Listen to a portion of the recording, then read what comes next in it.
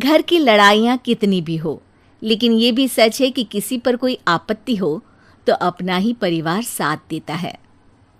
भैया, मेरे पीछे पुलिस लगी है, प्लीज मुझे बचा लो।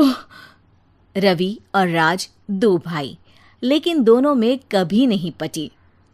अरे क्या हुआ छोटे, क्या कर दिया तूने? अरे कुछ नहीं भैया, मेरा दोस्त है ना राजू, वो मुझे लेकर बैंक गया था। मुझे नहीं पता भैया कि वो वहाँ बैंक लूटने जा रहा है। मैं उसके साथ बैंक में घुसते ही सीसीटीवी कैमरे में दिख गया हूँ।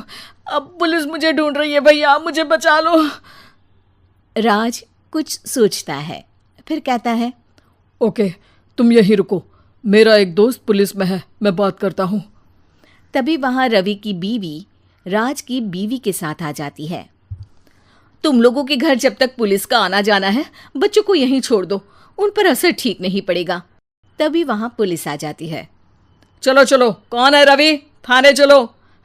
मैंने कुछ नहीं किया, मुझे कुछ नहीं पता। अरे वो तो पुलिस स्टेशन चलकर ही पता चलेगा कि कुछ पता है कि नहीं, चलो।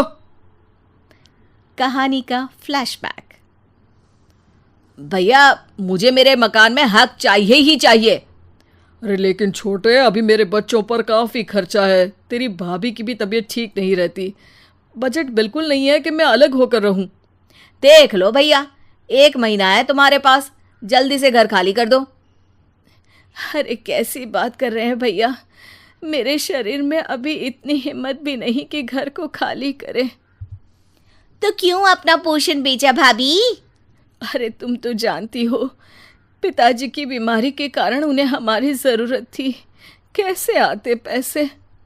ससुर जी तो बूढ़े थे भाभी, उनकी बीमारी में भी पैसे लगाना कौन सा अकल का काम था। तो क्या पिताजी को मैं मरने के लिए छोड़ देता? अरे रवि, तू तो समझ, पापा को हमारी ज़रूरत थी, उन्होंने हमारे लिए हर वो काम किया जिससे हमें खुशी मिले। बैक टू रवि, जो जेल में बैठा है। ये मैंने क्या कर दिया था? मैं ना पिता का हुआ ना ही भैया का। मेरे साथ जो हो रहा है ठीक ही हो रहा है। तभी वहां पुलिस वाला आता है। रवि, तुमसे कोई मिलने आया है। भाभी, आप यहाँ क्यों आई? पुलिस स्टेशन है ये भाभी। भैया, आपकी जगह मेरा भाई होता तो क्या मैं नहीं आती? अच्छा, ये खाना ले लीजिए, खा लीजिएगा। आपके भैया लगे हैं वकीलों और पुलिस वालों से बात करने में, डरने की कोई बात नहीं, जब आपने गुनाह किया ही नहीं तो सज़ा भी नहीं मिलेगी। रवि भाभी को देखकर रोने लगता है। घर में साक्षी चुपचाप बैठी होती है कि तभी सोनम कहती है, अरे साक्षी, क्या हुआ, परेशान क्यों हो रही हो? भाभी, अभी अभी पुलिस स्टेशन से खबर आई है, इन्हें बड़े जेल में शिफ्ट किया जा रहा है, मैं क्या करूंगी भाभी? रो मत, हम अच्छे से अच्छा वकील करेंगे। लेकिन उसमें तो बड़े पैसे लगेंगे दीदी, हम इतना पैसा कहाँ से लाएंगे? अरे क्यों, ये मकान है ना, और मेरे कुछ गहने भी हैं। साक्षी की आंखों में पानी आ जाता है। पर दीदी, ये तो आप और भैया की मेहनत की कमाई है। पापा के बाद भी तो हम लोगों का सब खत्म हो गया था, पापा को तो बचा नहीं पाए, लेकिन भैया को ज़रूर बचा लेंगे, और भगवान चाहेंगे ना तो दोनों भाई मिलकर इससे भी बड़ा मकान खड़ा कर लेंगे। साक्षी। थोड़ी देर में राज वहाँ आता है।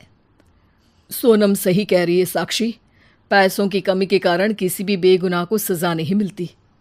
राज एक अच्छा सा वकील करता है।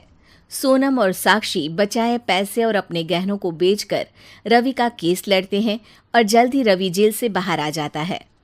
रवि राज को गले लगाकर कहता है, भैया मुझे माफ़ कर दो, मुझे साक्षी ने सब कुछ बताया है।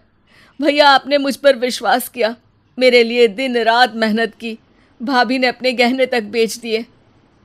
भैया, आपने तो पापा के लिए भी पैसे नहीं देखे, लेकिन मैं बहुत ही सेल्फिश निकला।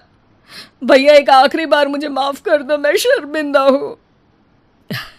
अरे भाई, अपने तो अपने ही होते हैं, पापा ने हमारे लिए क्या नहीं किया, ये तुम्हें बताने की ज़रूरत नहीं है मुझे। और फिर तू तो मेरा भाई है, पैसे से बढ़कर रिश्ते होते हैं भाई।